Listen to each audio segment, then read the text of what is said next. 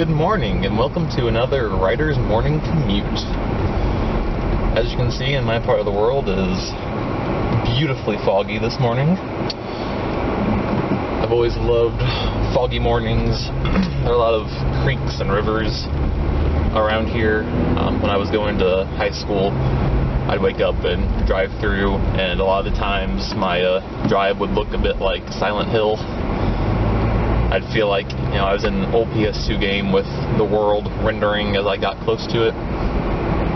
This is actually a great setting, great weather for me this morning to talk about what I wanted to discuss, which is tone. The thing that brought up tone for me is lately I've been, last few days, just completely obsessed with playing Hearthstone, the Blizzard collectible card game. And last week, Knights of the Frozen Throne expansion was released, as I'm recording this.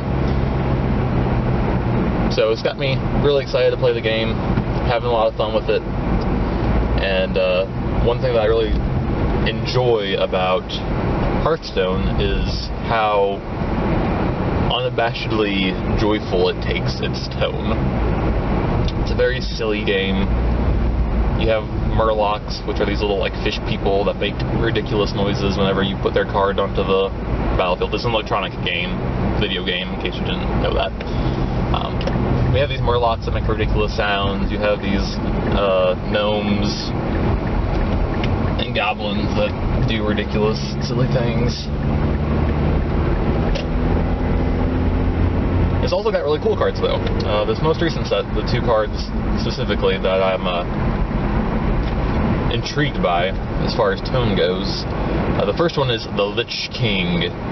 He's this character from Warcraft. I don't know much about him from the MMO, but he's this ghostly, undead king of the frozen north kind of a deal. He's got a big sword, and he's all brooding and, edgy, covered in black. It looks really cool. So you have that tone on one side, and on the other side, you have his dog, Arthas, the Lich King, who's this adorable little fierce ghost dog who runs around with a zombie arm in his mouth.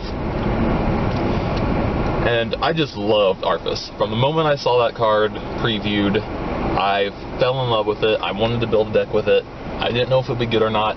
It turned out to be one of the, I think the second legendary card I opened in my packs when I bought the intro pre-purchase deal. So awesome, got the exact card I wanted. That's great.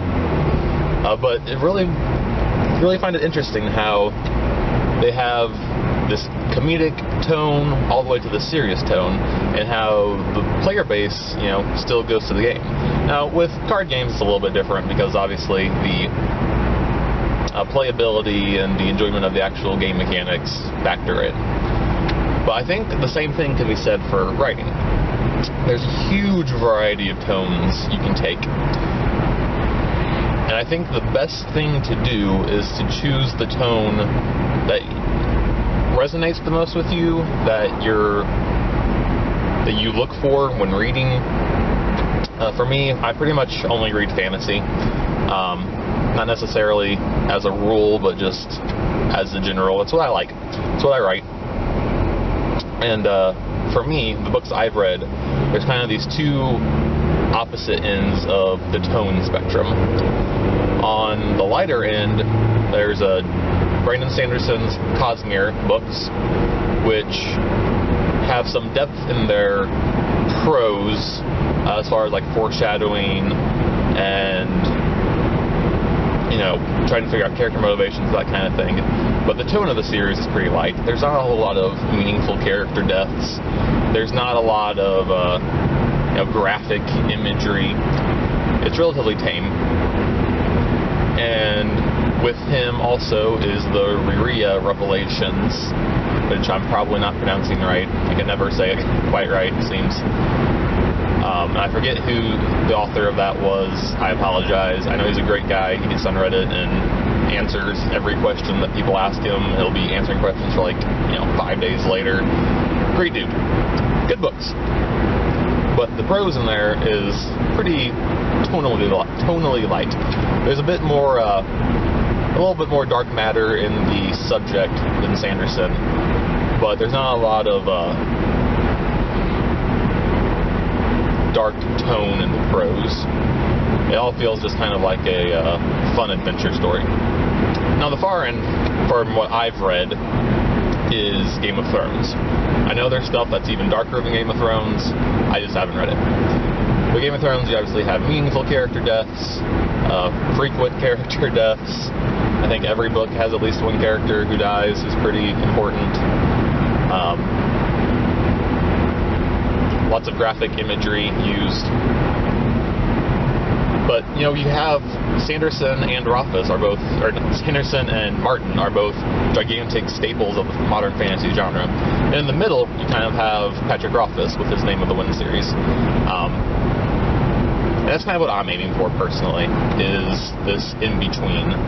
I don't want it to be as light as Sanderson, but I also don't want it to be necessarily as dark as Martin. I enjoy a series that's a little bit more escapism than what Martin gives.